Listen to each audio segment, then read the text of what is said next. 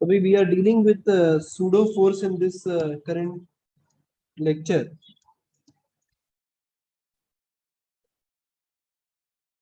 तो पहले ये डिस्कस करेंगे कि ये एग्जैक्टली है क्या, कहाँ से ओरिजिनेट हुआ, इसका नीड क्या है।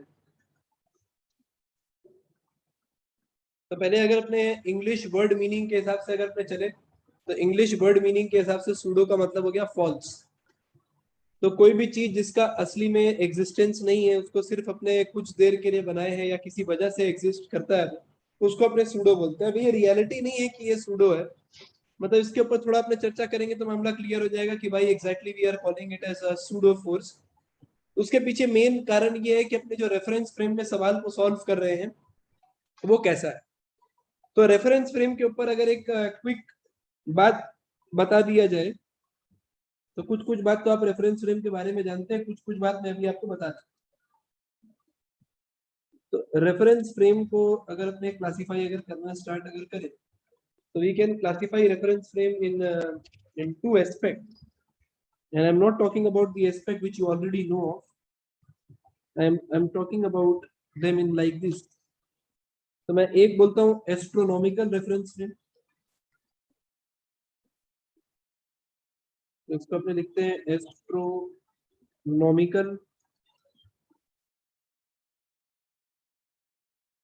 रेफरेंस फ्रेम, और अगला अपने नाम देते हैं फिजिकल रेफरेंस।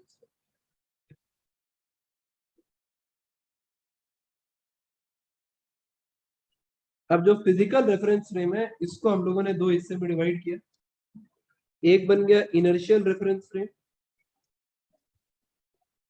और एक बन गया non inertial reference frame. And on the other hand जो एस्ट्रोनॉमिकल रेफरेंस फ्रेम है इसको भी हम लोगों ने दो हिस्सा में डिवाइड किया। एक बन गया जियोसेंट्रिक रेफरेंस फ्रेम और एक बन गया हीलियोसेंट्रिक रेफरेंस फ्रेम। अपने एक एक करके पहले बात करते हैं कि ये जो जो चीज मैंने लिखा है इनका मीनिंग क्या है। अपने जब ऐसा बात करते हैं कि ऑब्जर्वर कहाँ है, तो ऑब्जर्वर कहाँ पे है ये कैसे अपने डिसाइड करेंगे, और वो रेफरेंस फ्रेम जो है उस पर अपने न्यूटन्स लॉ लगा सकते हैं कि नहीं लगा सकते। जियोसेंट्रिक रेफरेंस फ्रेम का मतलब हो गया जियो सेंटर, मतलब the centre is associated with the centre of the earth. एक ऐसा रेफरेंस फ्रेम जिसका सेंटर ऑफ द अर्थ है उसको हम लोग बोलते हैं geocentric reference frame. Heliocentric reference frame is the one जिसका सेंटर जो है सेंटर ऑफ सन माना गया है। तो अगर सेंटर ऑफ सन के रेस्पेक्ट में अगर अपने कोई सवाल को देखते हैं तो अपने बोलते हैं हीलियोसेंट्रिक रेफरेंस फ्रेम। अब बात आता है इन दोनों का क्या काम है। तो एक बात आपको पहले बता दें, ये ग्रेविटेशन में अपने थोड़ा इसका इस्तेमाल कर सकते हैं। जब अपने अर्थ के हिसाब से अगर बात करें, जैसे मैं मोशन ऑफ मून का बात करूं तो मून कैसे मूव कर रहा है, अर्थ के हिसाब से तो मून गोल गोल मूव कर रहा है, गोल चक्कर। लेकिन हीलियोसेंट्रिक रेफरेंस फ्रेम के हिसाब से अगर अपने बात करेंगे तो मोशन ऑफ मून गोल गोल नहीं है। मोशन ऑफ मून गोल गोल अर्थ के हिसाब से, सन के हिसाब से मोशन जो है वो ऐसा ऐसा ऐसा ऐसा कुछ आएगा, तो दिखाएंगे आपको स्क्रीन। तो जियोसेंट्रिक और हीलियोसेंट्रिक को अलग अलग बात हो गया। हीलियोसेंट्रिक में क्या फायदा, जैसे अपने उसमें बोलते हैं कि सन के अबाउट अर्थ जो है वो एक गोल चक्कर काट रहा है, सैटर्न जो है वो भी एक गोल चक्कर काट रहा है, मरकरी जो है वो गोल चक्कर काट रहा है। तो whenever we are discussing about motion of planets then we talk about heliocentric reference frame. लेकिन अगर मैं मून का मोशन के बारे में बात करूंगा तो मैं जियोसेंट्रिक रेफरेंस फ्रेम ज्यादा प्रेफर करूंगा। तो ये हो गया एस्ट्रोनॉमिकल। जब अपने सन मून के बारे में बात करें तो अपने इन दो रेफरेंस फ्रेम को लेकर क्या, when we are talking about on earth, तो अपने भाई इनर्शियल नॉन इनर्शियल के ऊपर चैप्टर के स्टार्टिंग में भी काफी डिस्कशन किए। इनर्शियल का मतलब क्या हो गया, एक ऐसा रेफरेंस फ्रेम जो कि एट रेस्ट है, या if it is moving with constant velocity with respect to a pre defined inertial reference frame, तो हम उसको इनर्शियल मानते हैं। नॉन इनर्शियल का मतलब हो गया कि it is accelerating with respect to a defined inertial reference frame, तो हम लोग उसको नॉन इनर्शियल मानते हैं। तो जो अपने करेंटली सूडो फोर्स पढ़ेंगे वो नॉन इनर्शियल रेफरेंस फ्रेम के लिए है। अब अपने इसको और समझते हैं कि एग्जैक्टली कथा क्या है। तो pseudo force is one of the example of a fictitious force. इसको अपने फिक्टिटियस भी बोल सकते हैं। फिक्शनल, फिक्शनल कहां से वर्ड आ रहा है, फिक्शनल भी एक इंग्लिश लैंग्वेज का वर्ड हो गया। फिक्शनल का मतलब क्या हो गया, एक ऐसा चीज जो असली में कथित नहीं है, असली में घटा नहीं है, उसको अपने फिक्शनल बोलते हैं। Centrifugal force is also example of a fictitious force. Coriolis force करके भी एक अपने बोलते हैं, वो भी एक टीटीएस फोर्स के कैटेगरी में आ जाता है।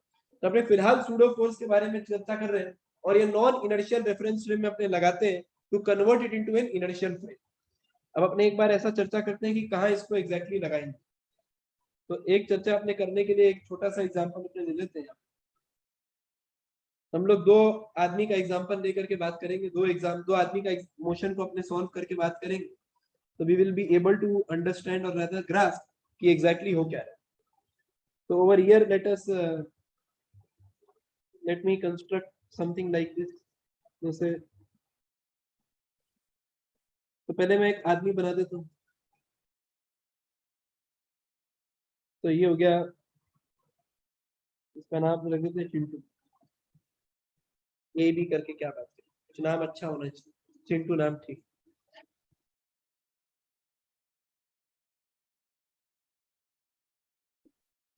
और ये एक वेइंग मशीन है, इसके ऊपर हम लोग एक दूसरे पात्र को खड़ा कर देते हैं।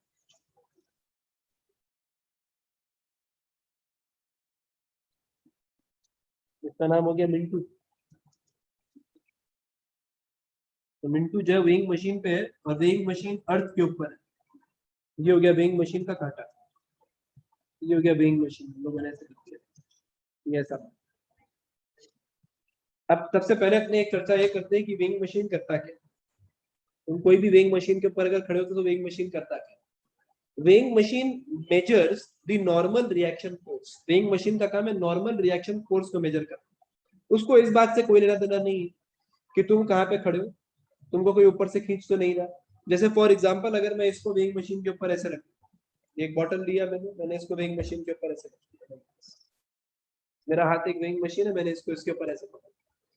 If I will exert a little pull force, ज्यादा नहीं, मैंने पूरा उठाया नहीं, थोड़ा सा पुल फोर्स अगर लगा रहा हूँ, वेइंग मशीन कम रीड करेगी। और अगर यही मैं इसके ऊपर थोड़ा सा ऐसे अगर बाहर अगर रखूंगा अपनी उंगली से या किसी चीज से, तो वेइंग मशीन ज्यादा वे करेगा।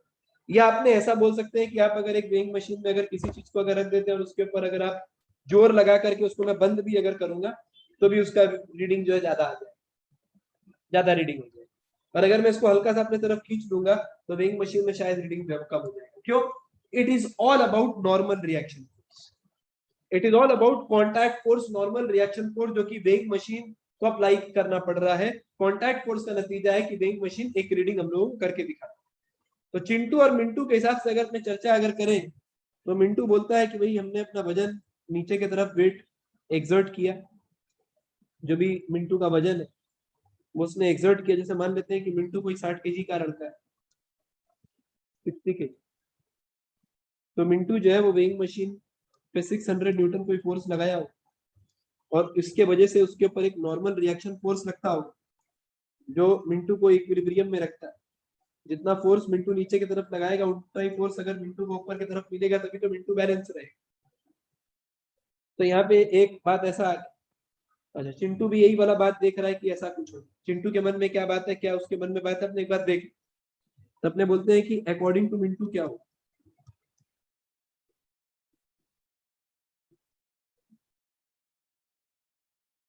तो मिंटू बोलेगा कि भाई हमने नीचे की तरफ एक वेट लगाया 600 न्यूटन, और ऊपर की तरफ एक नॉर्मल रिएक्शन फोर्स लगा, उसने नीचे वाले लगने वाले वेट को बैलेंस कर दिया, और हम अपने जिंदगी में खुश है। तो एनआर इक्वल टू 600 न्यूटन, तो वेइंग मशीन जो है वो 600 न्यूटन रीड करेगी।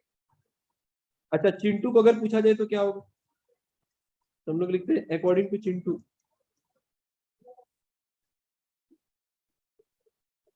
चिंटू बोलेगा ऊपर लगने वाला फोर्स माइनस नीचे लगने वाला force is equal to mass into acceleration.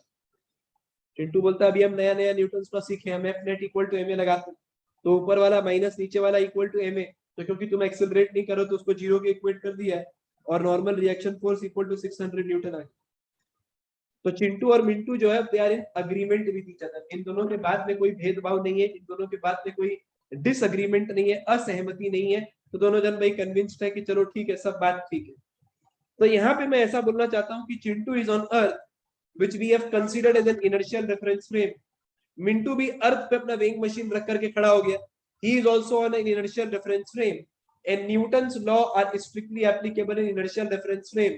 तो दोनों का आंसर में जो है कोई भेदभाव नहीं आ रहा है, कोई बदलाव नहीं आ रहा है। तो हम लोगों ने कह दिया कि भाई सब ठीक है।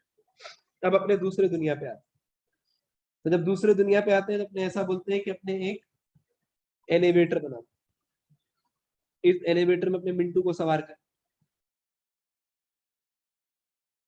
तो ये एक एलिवेटर हम लोगों ने बना लिया। इस एलिवेटर में हम एक वेइंग मशीन नीचे की तरफ फिट कर, याद रहे वेइंग मशीन का काम है नॉर्मल रिएक्शन फोर्स मेजर करना, नॉर्मल रिएक्शन फोर्स मेजर करना वेइंग मशीन का प्राइमरी काम। तो ये हम लोगों ने एक वेइंग मशीन लगा दी। अब इस बार भी क्या किया जाए, इस बार मिंटू को वेइंग मशीन के ऊपर खड़ा कर। अच्छा चिंटू जो है वो कहाँ है, चिंटू अर्थ पे खड़ा।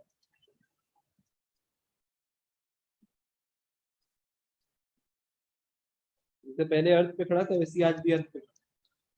मिंटू जो है, मिंटू लिफ्ट के अंदर सवार है।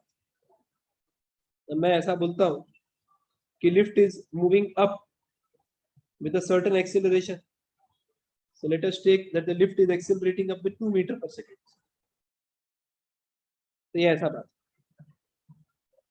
अब एक बात एकदम तय है, अपने किसी भी चीज में सवार होते हैं तो हम लोग को ऐसा नहीं लगता है कि हम लोग के ऊपर कोई फोर्स ना, हम लोग बड़े आराम से उसके अंदर बैठे रहते हैं, इक्विलिब्रियम अटेन कर। तुम अगर ट्रेन के अंदर बैठे, तुम अपना ट्रेन के अंदर बैठ के जाकर के अपना सीट पे तो अपना मस्ती से खा पी रहे हो, जो वेंडर आ रहा है उसको कुछ खरीद भी लिया, अपना बैठ के मस्ती से जिंदगी में तुम खुश। तो कोई बोलेगा खड़े हो जाओ वेइंग मशीन को बताओ क्या वेइंग मशीन का रीडिंग आ रहा है, तुम बोलेगा अरे तो नीचे माप करके आया प्लेटफॉर्म पे वही तो आएगा। तुम प्लेन में चढ़ गए, तुमको प्लेन में बैठा दिया गया, प्लेन में बोला गया कि तुम्हारा वजन अब कितना है, तुम बोलेगा भाई अभी नीचे वजन करा है। होता है ना फ्लाइट में नियम होता है 15 किलो 7 किलो, जो भी वो अपने वेट मेजर करा करके सामान का वजन कराए। मान लेते हैं मिंटू अपना भी वजन कराया होगा, मिंटू बोला होगा भाई मेरा वजन भी तो जितना है उतना ही। तो मिंटू से अगर पूछा जाएगा कि अब बताओ अब तुम्हारा वजन क्या है, तो मिंटू बोलेगा अरे बकवास करता है, हर समय वजन कराता है। तो मिंटू बोलेगा अभी जो नीचे चुपचाप वजन करके आए वही जिंदगी है। तो मिंटू के हिसाब से जिंदगी क्या है, मिंटू के हिसाब से ऐसा है कि मिंटू अपना वेट नीचे की तरफ लगा रहा है, which is equal to 600 newton, undoubtedly 600 newton. और मिंटू के ऊपर एक नॉर्मल रिएक्शन फोर्स ऊपर की तरफ लगता है, तो बोलेगा एनआर। और मिंटू अपना बात जब रखेगा तो मिंटू बोलेगा कि नॉर्मल रिएक्शन फोर्स जो लगता है वही मेरा वेट को बैलेंस करता है, और यही जो है यही रीडिंग ऑफ वेइंग मशीन भी आना चाहिए। तो according to Mintu the reading of weighing machine must be equal to 600 newton, and he is correct in his own ways. लेकिन अब अगर चिंटू से हम लोग अगर बात करें तो चिंटू क्या बोलता है, चिंटू बोलता है अभी हम नया नया न्यूटन लॉ पढ़ के आए। न्यूटन लॉ में बोला है कि identify the system and draw it's FBD. तो चिंटू इसका एफबीडी बनाता है। चिंटू बोलता है इसके ऊपर जितना फोर्स लगता है हम ड्रॉ करके एक बार। चिंटू बोला तुम वेइंग मशीन के ऊपर खड़े, बोला हाँ खड़े। तुम्हारा वेट नीचे की तरफ लगता है, बोला लगता है। कितना हो गया, 600 न्यूटन। इसकी वजह से तुम्हारे ऊपर एक नॉर्मल रिएक्शन फोर्स एक्सर्ट किया जाता हो, बोला लगता है किया जाता हो, नॉर्मल रिएक्शन फोर्स एनआर। और फिर मिंटू बोलता है कि तुम 2 मीटर पर सेकंड स्क्वायर से ऊपर भी तो जा रहे। अब इस बात का एहसास मिंटू को है ही नहीं, मिंटू को पता ही नहीं है कि वो 2 मीटर पर सेकंड स्क्वायर से ऊपर आ, या पता है लेकिन वो इस बात को फील नहीं कर पाता।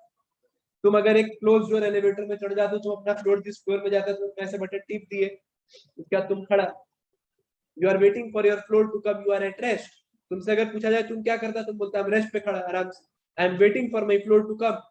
You do not realize that you are in a state of motion, you are accelerating, you have some velocity, you don't realize anything. According to you are at rest.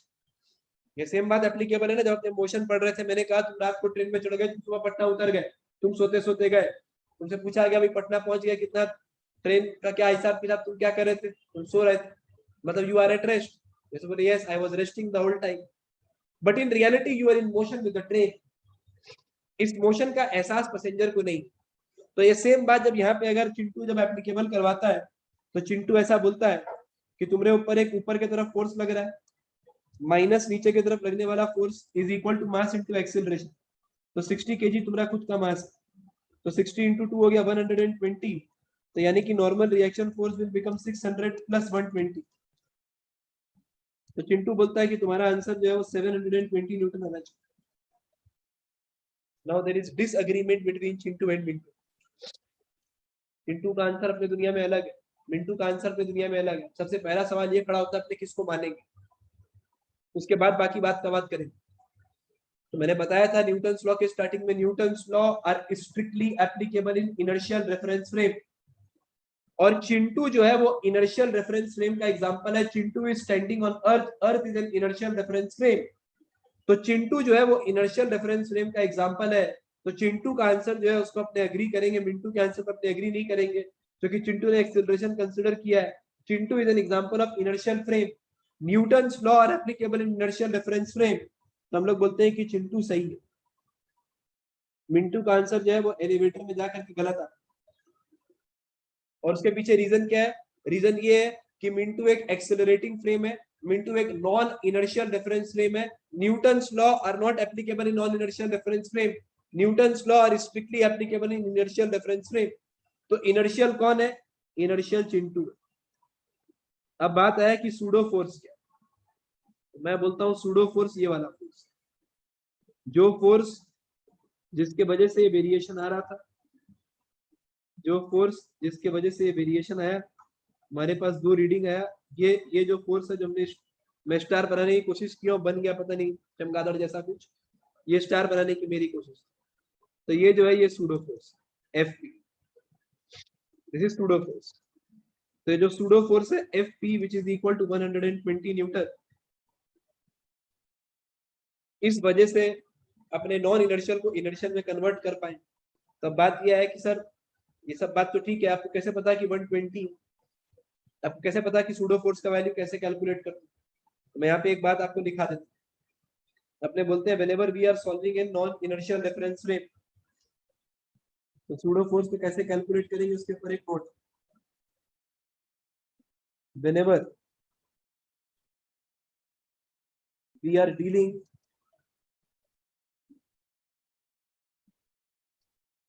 in a non-inertial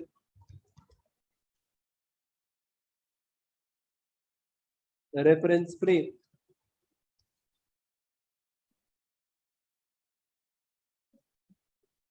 a pseudo force is applied.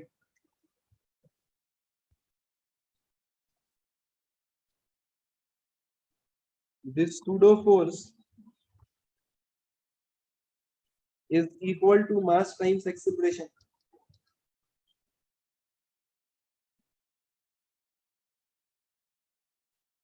The direction of pseudo force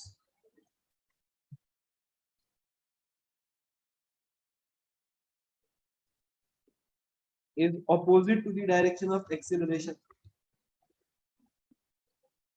Is opposite to the direction of acceleration. तो ये ऐसा बात होती है, it is opposite to the direction of acceleration. तो जो भी acceleration का direction है, acceleration हमारे केस में, मिंटू वाले केस में ऊपर की तरफ था, तो सूडो फोर्स का डायरेक्शन नीचे की तरफ होगा। तो मास इनटू एक्सेलरेशन अगर कर दिया जाए, यानी कि 60 × 2 अगर कर दिया जाए तो 120, तो 120 जो है वो नीचे की तरफ एक सूडो फोर्स लग गया। और उस वजह से फिर हम लोगों ने कहा कि भाई अब जो करेक्ट आंसर है वो आ जाएगा, यानी कि now the correct normal reaction force can be measured. ये नोट हो गया। Pseudo force F P is equal to mass into acceleration. अपने अलग अलग केसेस करते हैं, 4 5 10 20 एग्जांपल देखते हैं तो अप्लाई सूडो फोर्स। तो यहाँ पे मैं पहला स्टार्ट करता हूँ, find the tension in the thread. तो पहला सेट ऑफ सवाल जो है उसमें है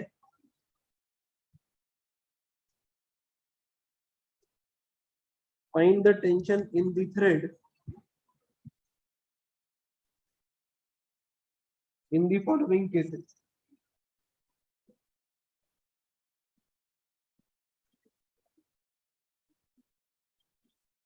the tension in the thread in the following cases.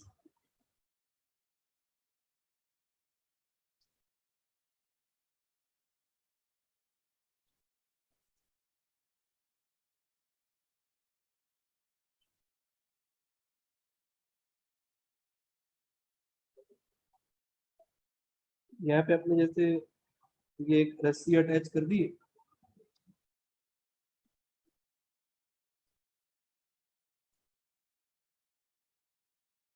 और इस रस्सी के साथ कुछ मास अटैच कर दी।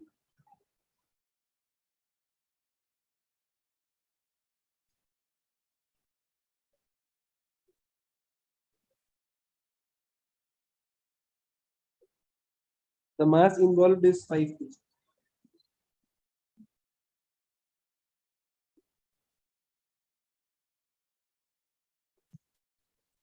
अपने जैसे अलग अलग सिनारियो अगर ले, मैं पहले केस में लेता हूँ, पहले केस में अपने रेस्ट मान ले।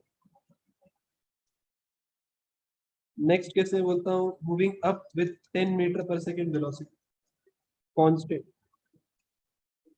नेक्स्ट बोलता हूँ accelerating up with 2 meter per second, accelerating down with 2 meter per second. ये कोई 4 केस, पहले ये 4 केस में ली।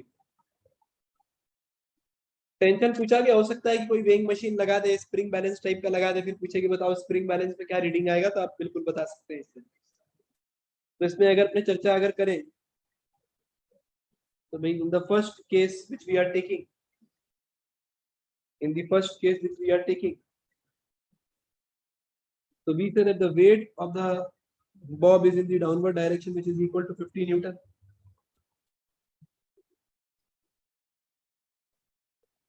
ऊपर की तरफ एक टेंशनल फोर्स लगेगा थ्रेड में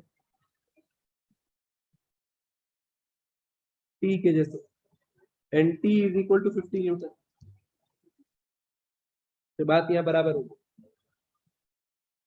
ना तो कोई एक्सेलरेशन है ना तो कोई सूडो फोर्स है। तो जैसे अपने पहले सवाल करते थे कि भाई एक नॉर्मल इक्विलिब्रियम वाला सवाल की वेट नीचे लग रहा है, ऊपर की तरफ टेंशनल फोर्स, दोनों को हम लोगों ने इक्वेट कर दिया, बात खत्म हो गया, T equal to 50 Newton, simple. In the next scenario what we are doing, in the next scenario the velocity is constant. तो inertial reference frame में अपने क्या बोलते थे, if the body is at rest or it is moving with constant velocity then we will treat it as an example of inertial reference frame. तो ये अभी भी अगर inertial reference frame है तो इसका मतलब आंसर में कोई बदलाव नहीं आएगा, ये नीचे की तरफ 50 न्यूटन लगेगा, there is still no pseudo force involved, ऊपर की तरफ T and T is again equal to 50 Newton. No pseudo force is acting when velocity is constant. No pseudo force is acting when velocity is constant. Now in this third case अपने बोलते हैं opposite to the direction of acceleration. The acceleration कहाँ direction में, upward. तो in the downward direction a pseudo force will act. तो in the downward direction a pseudo force will act. इसके साथ साथ और क्या लगेगा, इसके साथ साथ वेट तो नीचे की तरफ लगेगा ही, तो वेट जो है उसका 50 न्यूटन और मास इनटू एक्सेलरेशन यानी कि 10 न्यूटन, और ये दोनों को बैलेंस करेगा कौन, ये दोनों को ऊपर की तरफ टेंशनल फोर्स बैलेंस कर देगा। तो I will write T equal to 60 newton, I will write T equal to 60 newton. ये मामला कुछ ऐसा हो। इन द नेक्स्ट केस जो हमारे पास अभी, पहले क्या किया जाए, पहले तो वेट आसान बात, 50 न्यूटन नीचे की तरफ लग रहा है तो वही सीधा सीधा बात होगी, the weight of the bob is in the downward direction, simple straight fact. Now the acceleration is in the downward direction, so the pseudo force will act in the upward direction. Pseudo force is opposite to the direction of acceleration of the non inertial frame. तो non inertial frame के opposite जो direction होगा यानी कि ऊपर की तरफ, तो ऊपर की तरफ एक सूडो फोर्स लगेगा। सूडो फोर्स कितना हो गया, 5 × 2 10 न्यूटन सूडो फोर्स ऊपर की तरफ। और क्या होगा, और अगला बात होगा tension in the thread T। तो इस बार अगर मैं लिखे तो tension in the thread is 50 - 10 यानी कि 40 Newton. So this is the way by which we approach this kind of a problem. तो अगर कोई एक्सेलरेशन का केस होगा जहाँ पे सिस्टम ऑलरेडी एक्सेलरेशन पे है, तो हम लोग क्या करेंगे, हम लोग अगर उसको सूडो फोर्स का इस्तेमाल करके अगर सॉल्व करेंगे तो we will solve it in this way. Pseudo force कब एक्ट करेगा, when there is acceleration, when there is acceleration then only pseudo force will act. If the mass is at rest, if the frame is moving with a constant velocity then there is no point of applying pseudo force, there is no pseudo force acting on it. जब system accelerating होगा upward या downward direction में तो pseudo force will act and the direction of pseudo force is opposite to the direction of acceleration. ये कुछ बात आपको दिमाग में रखना है, तो टेक इट डाउन.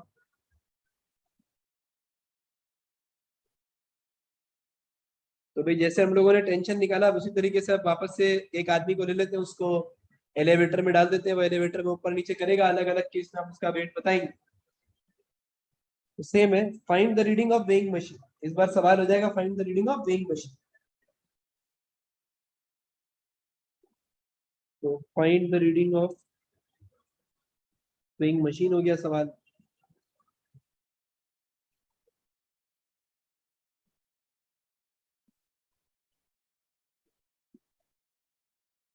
ये ऐसा, और ये सारे केसेस में अपने नीचे में एक वेइंग मशीन बना दी.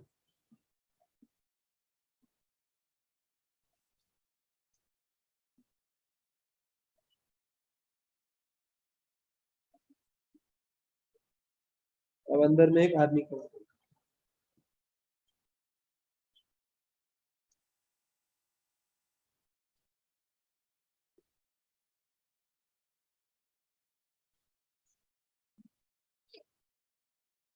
mass of this person is 60 kg.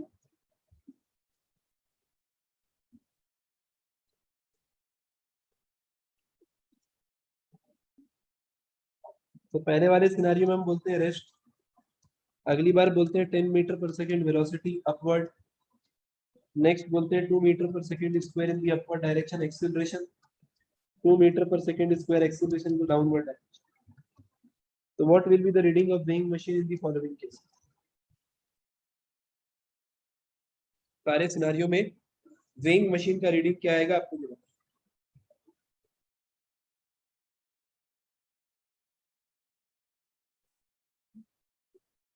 तो ये मामला अगर अपने सेट अगर करना स्टार्ट अगर करें,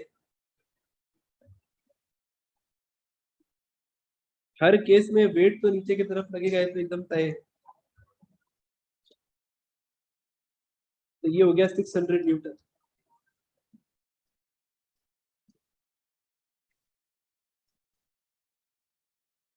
ये ऐसा बात है. अब यहाँ पे क्या होगा, इसके साथ साथ एक नॉर्मल रिएक्शन फोर्स भी एक्ट करे. तो ऊपर की तरफ एक नॉर्मल रिएक्शन फोर्स एक्ट कर रहा है एनआर. तो normal reaction force NR is equal to 600 newton. यहाँ पे ये सवाल तो यही पे खत्म हो जाएगा. ऊपर की तरफ एनआर लग रहा है, नीचे की तरफ 600 न्यूटन.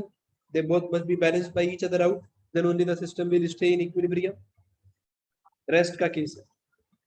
इस वाले सिनेरियो में भी क्या होगा, if velocity is constant then what we will have the same aspect with 600. अगले मुद्दे पे अगर अपने आते हैं इधर, तो अगर ये एक्सिलरेट करा है 2 मीटर पर सेकेंड स्क्वायर से इन दी अपवर्ड डायरेक्शन, तो इसका मतलब क्या है, it is an example of non inertial reference frame. अब अगर ये एक्सिलरेशन ऊपर की तरफ है तो आप इसको सूडो फोर्स लगाएंगे नीचे की तरफ. तो सूडो फोर्स अगर अपने नीचे की तरफ अगर लगा देते हैं, तो ये यहाँ पे कहीं यहाँ पीछे की तरफ. तो 60 इंटू 2 हो गया 120 न्यूटन. अच्छा, ये 2 मीटर पर सेकेंड स्क्वायर अगर डाउनवर्ड डायरेक्शन में है, तो सूडो फोर्स इस बार क्या होगा, अपवर्ड डायरेक्शन. तो अपवर्ड डायरेक्शन में 120 न्यूटन नीचे ऊपर की तरफ. And now if I talk about the total normal reaction force, तो एनआर इक्वल टू 720 न्यूटन. नीचे की तरफ 600 और 120 मिला करके 720 होगी. यहाँ पे normal reaction force is 480 Newton. तो nr plus 120 equal to 600. तो nr equal to 600 minus 120, that is 480 Newton. तो ये कुछ ऐसा बात होगी. So this is the way by which we are applying pseudo force. Pseudo force is in the direction opposite to the direction of acceleration of the non inertial system. जो non inertial system का acceleration है, उसके opposite direction में एक pseudo force लगेगा. Pseudo force तभी लगाना जब एक नॉन इनर्शियल फ्रेम हो. अगर एक इनर्शियल फ्रेम है तो उसको लगाने की जरूरत नहीं है. आप नॉन इनर्शियल रेफरेंस फ्रेम में अगर अर्थ से अगर F इक्वल टू ma अगर लगाना चाहे तो कैसे लगा सकते हैं, मैंने ऑलरेडी यहाँ पे दिखा दी. आप ऐसे इसका एफबीडी ड्रॉ करके अपने ऐसा बात भी कर सकते कि F rate equal to ma and then you will also get the same answer. तो ऐसा किया जा सकता है. Take it down.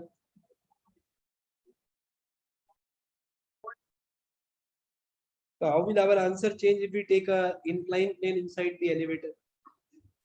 तो अपने एक ब्लॉक वाला सवाल कर लेते हैं, fixing an inclined plane in the elevator. हम लोग दो सिनारियो और हैं.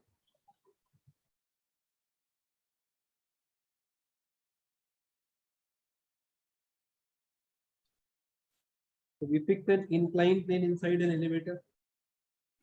The inclined plane is of inclination suppose 60 degree.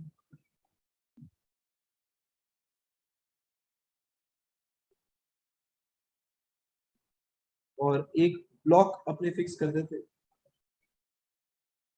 The block is of mass 5 kg. The block is of mass 5 kg. अब कैसे डील किया जाए? In both the cases,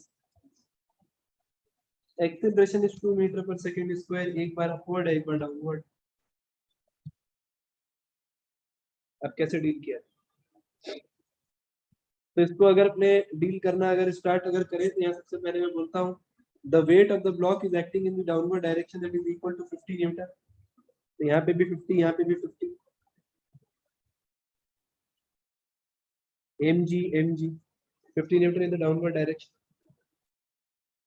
अच्छा, अब यहाँ पे आप तुरंत चाहें तो सूडो फोर्स पहले इंट्रोड्यूस कर सकते हैं, फिर अपने मिला के कंपोनेंट तोड़ दें.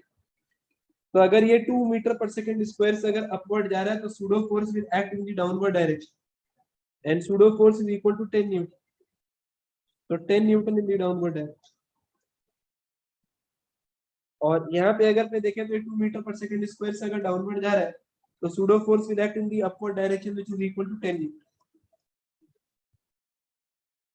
तो अगर वर्टिकली अगर अपने देखें तो अपने ऐसे लिख देते हैं कि भाई नीचे की तरफ कितना लग रहा है 60 न्यूटन.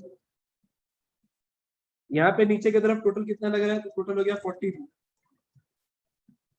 तो over here what will happen, इस तरफ कंपोनेंट अपने कितना मानते हैं, कॉस कंपोनेंट मानते हैं. तो ये हो जाएगा 60 cos 60 डिग्री और ऊपर की तरफ नॉर्मल रिएक्शन फोर्स nr.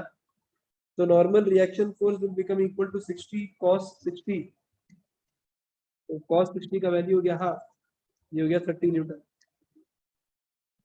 यहाँ पे अगर ये 40 के इक्वल है तो इस तरफ हो जाएगा 40 cos 60 डिग्री, ऊपर की तरफ नॉर्मल रिएक्शन फोर्स nr. तो nr equal to 40 cos 60 degree, ये आ गया 20 न्यूटन. तो कंपोनेंट अपने इस तरीके से ब्रेक करेंगे. कंपोनेंट ब्रेक करना बहुत इंपॉर्टेंट. इंक्लाइन प्लेन पे कंपोनेंट ब्रेकिंग एक बार हम फिर बता दें. तो अगर कोई अगर ऐसा इंक्लाइन प्लेन है, incline at an angle theta, और अपने अगर कोई अगर एक पॉइंट मास अगर यहाँ पे रख देते हैं ऐसा मास m, तो क्या होगा भाई, तो अपने ऐसे बोलते हैं कि भाई weight mg will act in the downward direction. तो ये 90 डिग्री हो गया, ये हो गया 90 माइनस थीटा. तो अपने अगर इसका एक कंपोनेंट अगर यहाँ पे अगर लेंगे, इसका कंपोनेंट कितना हो गया, तो total angle which it is making is 90 degree. So this one is theta again. तो अगर ये थीटा है तो ये वाला हो गया mg cos थीटा और इस तरफ हो गया mg sin थीटा. थीटा की तरफ cos, तो cos component is this one, normal reaction force इसके बराबर है. यहाँ पे हम लोगों ने सूडो फोर्स को इन्वॉल्व किया है, तो मैंने इसीलिए दोनों को कंबाइन करके F वर्टिकल लिख कि वर्टिकल फोर्स कितना हो जा रहा है 50 और 10 हो गया 60. इस केस में 50 माइनस 10 यानी कि 40. तो ये कुछ इस तरीके से कर दिया गया. तो इंक्लाइन प्लेन वाले एग्जांपल में भी आप सूडो फोर्स अगर चाहे तो ऐसे लगा सकते हो. Take it down.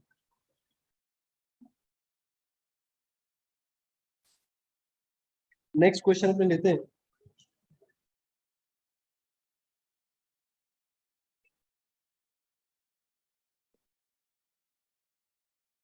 A simple pendulum is attached to a cart.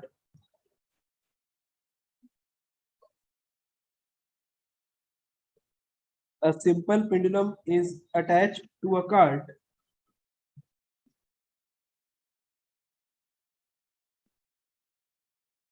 that is moving on a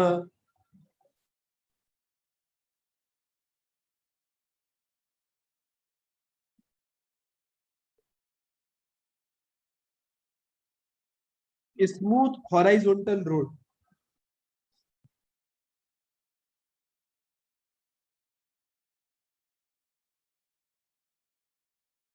if the cart starts accelerating with an acceleration a, if the cart starts accelerating with an acceleration a, then what will be the angle? Then what will be the angle which the string makes with the vertical? Which the string makes with the vertical.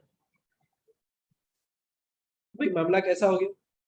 एक cart है, cart में एक thread attach करके एक मास लगा दिया गया 5 kilo का। अब बोल रहे हैं कि अगर ये एक्सेलरेट अगर करेगा विद एन एक्सेलरेशन a, तो what is going to be the angle which the string is going to make with the vertical? तब क्या किया जाए? तो भाई इस सिनेरियो में अपने ऐसे बोलते हैं कि if a is acceleration of the cart in the forward direction, then a pseudo force will act in the backward direction. तो इसके ऊपर एक पीछे की तरफ एक pseudo force लगेगा ma. Now due to this pseudo force, the string will become inclined. मैं बोलता हूँ कि जो स्प्रिंग है वो incline हो जाएगा, यानी कुछ ऐसा हो जाएगा, it will become inclined like this, making an angle theta with the vertical. तो इसको अगर अपने सॉल्व अगर करें तो a एक्सेलरेशन से अगर आगे जा रहा है तो पीछे की तरफ ma, नीचे की तरफ mg, ये कुछ ऐसा आ गया। और यहाँ पे आकर के इक्विलिब्रियम में आ जाएगा सिस्टम। यहाँ पे टेंशन इन द थ्रेड लग रहा है T। तो ये पहले मामला समझ में आना चाहिए कि सूडो फोर्स पीछे की तरफ डायरेक्शन ऑफ एक्सेलरेशन के अपोजिट। तो जो वर्टिकल फोर्स अगर खाली लगता तो स्ट्रिंग जो है वो इंक्लाइन नहीं होता, but due to the horizontal force which is coming due to the pseudo force, जो स्ट्रिंग जो सीधा था वो थोड़ा इंक्लाइन करता। तो अगर अब अपने इसको अगर सॉल्व अगर करते हैं इसके एफबीडी को, if I break the component of tension force, तो टेंशनल फोर्स का कंपोनेंट मैं y और x के डायरेक्शन में तोड़ देता हूँ। तो ये वाला अगर थीटा तो ये वाला भी थीटा होगा। तो टेंशन का ये वाला कंपोनेंट हो गया t cos थीटा और ये वाला कंपोनेंट हो गया t sin थीटा। इक्विलिब्रियम के लिए क्या जरूरी है? तो मैं लिखता हूँ for equilibrium summation of force in the x axis direction is 0, यानी कि t sin theta must be equal to ma and summation of force in the y axis direction is 0, यानी कि t cos theta equal to mg। अपने को angle निकालना है, तो अगर मैं दोनों को अगर डिवाइड अगर कर देता हूँ तो t and t will cancel, sin by cos will become tan theta equal to a by g। तो theta can be written as tan inverse of a by g। तो ये कुछ ऐसा बात आ गया हमारे पास। The string is going to make an angle of tan inverse of a by g with the vertical. So take it down.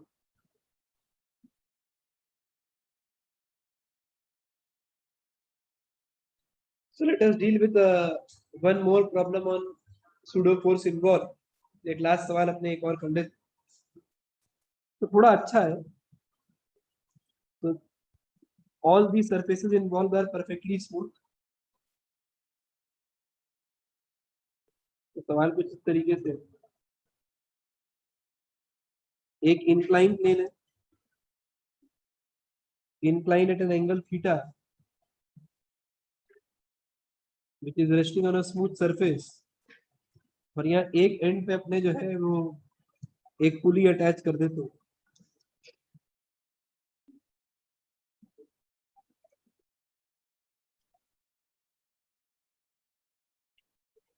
यहाँ पे एक स्प्रिंग ऐसे अटैच्ड है,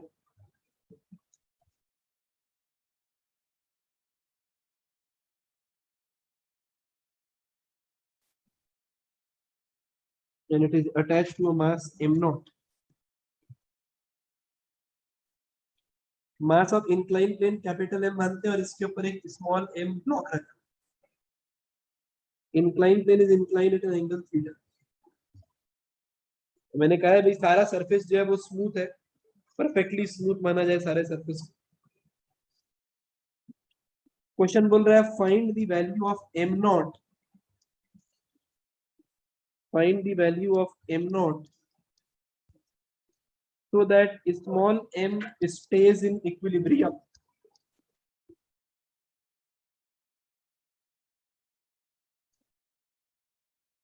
Find the value of m naught so that small m stays in equilibrium. ये equilibrium में रहे, इसके लिए इसका वैल्यू कितना होना चाहिए। बड़ा सुनने में बड़ा अजीब सा सवाल लगता है, क्या बात होगी, इसके इक्विलिब्रियम के लिए उसका मास पूछा गया। सवाल सीधा सीधा समझा देते सवाल में, तो होगा क्या। अभी तक अपने क्या क्या जानते हैं, अपने ऐसा जानते हैं कि भाई ये कुछ वेट नीचे की तरफ एक्सर्ट करेगा एम नॉट, जिसके वजह से रस्सी में खिंचाव प्रोड्यूस होगा टेंशनल फोर्स। उस टेंशनल फोर्स से ये पूरा का पूरा इंक्लाइन प्लेन और उसके ऊपर जो रखा हुआ ब्लॉक है उसको खींचेगा आगे। तो over here I can say that the entire incline plane and the system will undergo or will acquire a certain acceleration. If it will acquire a certain acceleration, तो मैं ऐसा बोल सकता हूँ ना कि भाई स्मॉल m जो है अब वो एक नॉन इनर्शियल रेफरेंस फ्रेम का हिस्सा है, वो एक एक्सेलरेट करने वाले सिस्टम का हिस्सा होगा। तो अब अगर मैं यहाँ पे अगर पूरे सिस्टम का कहानी अगर ऐसे अगर समझाता हूँ, तो ये पहले तो जो अपने पुराना इक्वेशन जो जानते हैं अगर उससे अगर बात को अगर लिखे तो अपने ऐसा जरूर लिख सकते हैं कि एम नॉट जी नीचे की तरफ minus T which is equal to M naught a, ये हो गया इक्वेशन नंबर 1। फिर अगला कहानी हो गया कि जो टेंशनल फोर्स टी लग रहा है that is equal to capital M plus small M into A, ये बन गया हमारा दूसरा इक्वेशन। तो टी के लिए मैं डायरेक्टली अगर चाहूँ तो इसको सब्स्टिट्यूट कर सकते हैं। And then last thing which I want to do over here is that now what I want to do is I want to draw FBDF small m। तो स्मॉल m के ऊपर अगर मैं फोर्सेस को अगर आइडेंटिफाई करूं तो पहले तो हो गया इसका खुद का वेट जो नीचे की तरफ लग रहा है, ये हो गया mg। अब इस वेट का दो कंपोनेंट हो जाएगा, एक हो जाएगा mg sin थीटा कंपोनेंट और एक हो जाएगा mg cos theta component. Apart from this एक सूडो फोर्स लगेगा, तो एक्सेलरेशन के डायरेक्शन के अपोजिट सूडो फोर्स लगेगा, यानी कि ma इधर लगेगा। इसका भी दो कंपोनेंट बना देते हैं, एक हो गया ma cos थीटा, कैसे भाई ये वाला एंगल थीटा तो ये वाला भी तो थीटा होगा, और इस तरफ हो गया ma sin थीटा। हम लोगों ने इसका कंपोनेंट भी ब्रेक कर दिया। And now a normal reaction force is acting on this surface. तो अगर नॉर्मल रिएक्शन फोर्स का बात अगर मैं लिखे तो नीचे की तरफ हो गया mg cos थीटा और ma sin थीटा, ये दोनों की वजह से नॉर्मल रिएक्शन फोर्स है। And now for equilibrium